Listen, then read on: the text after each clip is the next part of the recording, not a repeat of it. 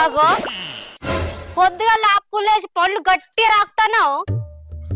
అయినా గాని ఈ టైం వరకు నువ్వు ఫుల్ రిచ్ అయ్యేటోని కదా. నీతో కోసకే ఉన్నదే.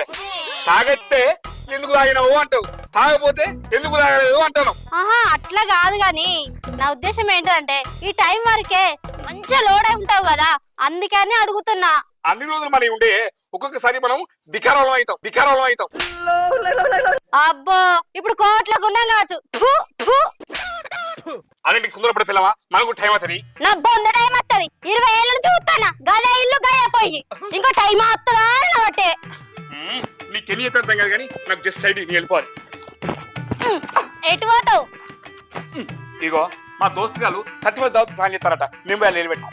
అబ్బో నిన్న పిత్త వల్ల